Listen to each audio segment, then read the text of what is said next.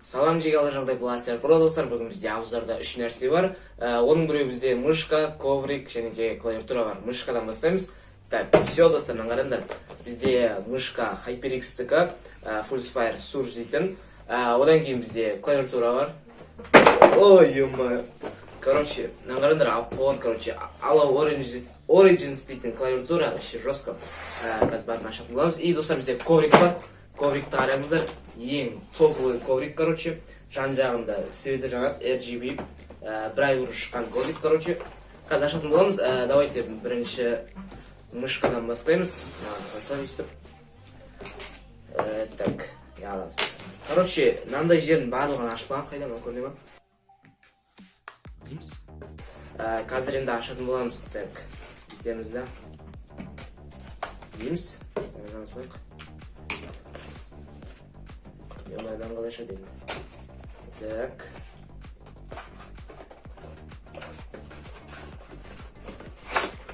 Опа. Емай. Жестко. Мыняқта, типа, HyperX заттарын ал дейтін сияқты бір нәрселер бар. Мыняқта инструкциясы бар. Траверс. Так, давайте мынаны алайық. Қалай алады бұны? Бұны салмағы жестко екен. Ема.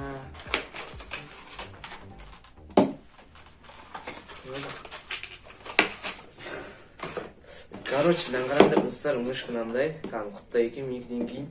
Так, силиконовый ма, короче, бір нәрсе жестко. Мынандай алайық, жестко болып. Дауыс дерсік.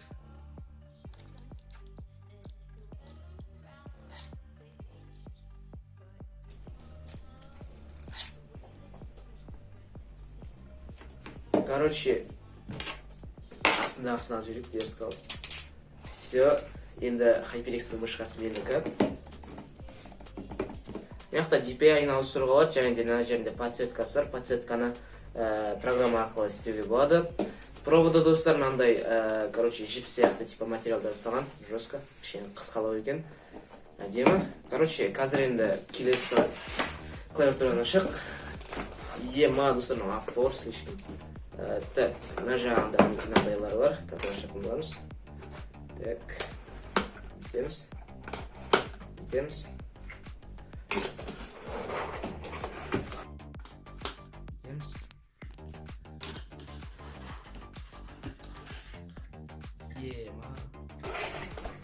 Ема. Так, мынаны енді қалай алады? Так, бұлай қоямыз. И мынаның астында проводы бар. Короче, мінекей клавиатура осындай. Мынау проводы тоже осындай материалда, жіп сияқты. Короче, қолмен жүріп тұрсаң, көреміз. Ема.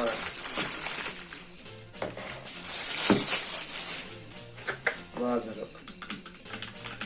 По идее, дауысы күштігі менікіне қарағанда. Так, опа, деп ашып жібереміз.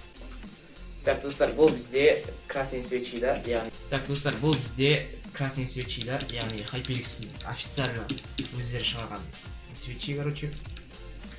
Бұның да тоже подсветкасы бар. И, короче, менің клавиатурамда жоқ нәрсе бар, типа мынандай орысша әріптер бар. Бұда жоқ. Басқанға күштіген, бірақ та формасы бар, ыңғайсыз болып тұр. Өйткені менікі басқаша қазір көрсетіп боламын потом. Так, проводы. Так, мына жағында HyperX дейтін жазулары бар. Басында біз оны аламыз да. Мына жеріне сала береміз. Все, достар, HyperX деп әдемі болып тұр. Қазір енді достар, бұлардың бәрін көретін боламыз потом. Қазір енді коврикті ашамыз. Ең қызығы маған осы болып тұр. Өйткені достар, бұл обычный коврик емес. Короче, свет бар, еще бұл қатты материалдардан жасалған. Так, көрейік ал.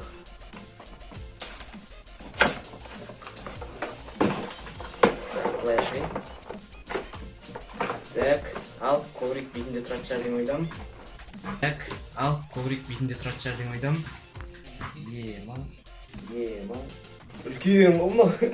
Менікі құттай достар. Еще мынау андай нан турайтын доска сияқты бір обзор көргем ютубта. Вообще тек осы товарға бір-екі обзор бар. Соның біреуін көрген кезде типа обзор түсірген кезде типа сәбізді ма бәресен кесіп атады. Давайте наны алайық, пленкасын дерзко. Кайф.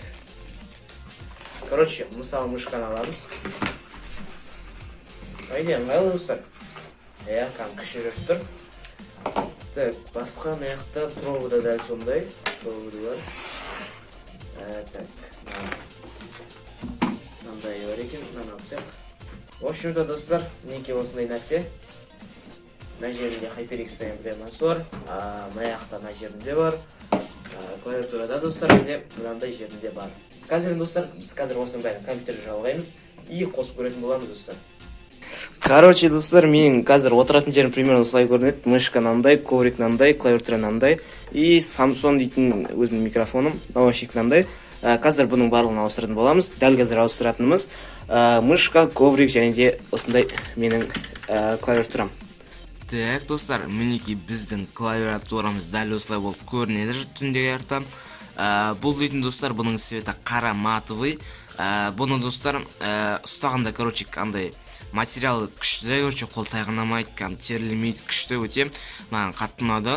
Менің алдыңғы клавиатурамның цветі мына жері хромовый болды. Содан кейін кішкене біртүрлі болды достар. Ал қараға ауысқанда қара вообще қуантты. Мынаның достар тоғы бізде кішкене андай ткановый сияқты болып келеді, өте күшті. Мінекей дәл осылай болып көрінеді. Достар, мен бұлмен қолданып жүргенде 5 күндей болды. 5 күн ішінде достар бұл маған өте қатты ұнап қалды.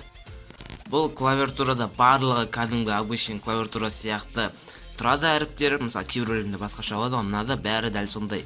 Және де өйстіп жанынан қарағанда қазір көрсетемін.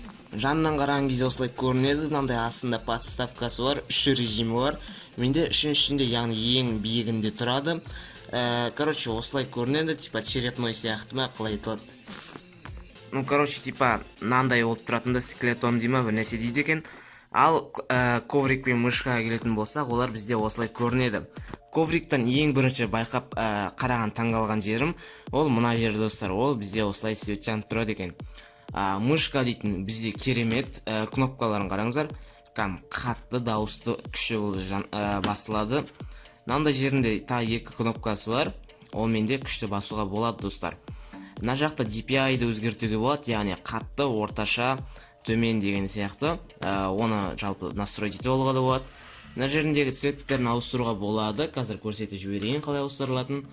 Так, мінекей осындай программа болады. Сол жақтан мінекей, короче, мысалы мен дәл қазір қызыл цветке оқып қойдым. Қызыл дегенде сары қызыл, короче, типа андай цветтер ауыса беретіні. Осындай болып тұрады, сосын, короче, бір цветке ауысады, сөйтіп тұра береді. Ал бұл бізде мінекей тек қана қызыл. Достар, коврикке келетін болсақ, ковриктің астында мына жер жанады и ол дейтін достар, короче, осы жерге свет жарыға түседі да, осылай жанып тұрады. Қазір мен дейтін монитордың артында столдың жанында тұрған светті өшіріп көрсететін болам, қалай болып тұратын қап-қараңғыда. Так, бізде свет өшті, қараңыздар. Күшті болып тұрады да. Бізде дейтін достар, мына клавиатурамыз күндізде өте керемет жанып тұрады, қатты көрініп тұрады светі. Менің бұрынғы клавиатурам ондай емес еді, Алиэкспресстен алған. Так, ал бұл болса күндіз бұның светі дұрыс көрінбейді, тек мына жер әдемі болып жанып тұрады. Ал мышканың светі әші күшті көрінеді достар. Және де достар, мына ковриктің проводы жайлы айтып жіберейін. Мына жерінде достар бізде осындай тұр. Бұл былайынан қозған кезде мешат ете ма деп сұрасаңыздар. Бұл дейтін достар, мінекей дәл осылай істелген. Мышканы осылай өткізгенде ол оңай үстінен өтіп кетеді достар. Солай, короче, ешқандай несі жоқ, кедергісі жоқ. Мысалы ойнап атам, үйсіз қалам, дым болмайды. Короче, коврик өте үлкен, өте күшті. Менің бұрынғы ковригім осындай құттай болғандығын. И, короче, содан мынаған ауысқанда мынау өте үлкен болып көрінді маған. Ковриктің да осындай программасы бар, ішінде цветін настраивать ететін. Мынанкіде бар. Достар, осындай керемет клавиатура немесе коврик, мышка алғыларыңыз келсе, HyperX-ің ссылкасын описание қалдыратын болам. Качественный товарлары өте керемет, қараңыздар. Так, өйстіп әдемі көрінеді достар. Сөніп тұрған кезінде де өте күшті болып көрінеді. Қара қызыл араласып. Достар, қазір мен осы керемет девайстармен ойнап жатырғанды көретін боласыздар. Құттай шырасаңыздар, CS:GO ойнаған кезде ASMR болатын болады.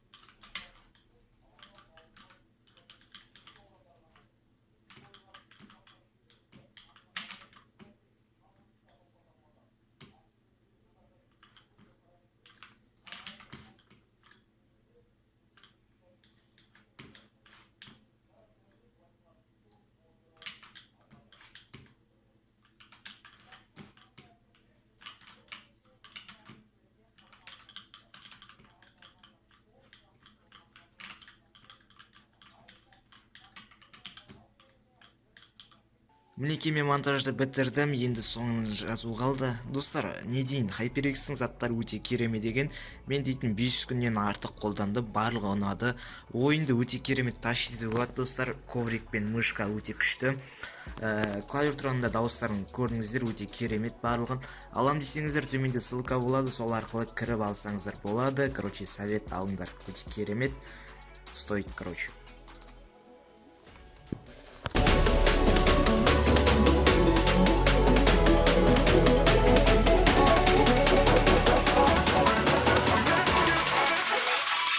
Lick a pole.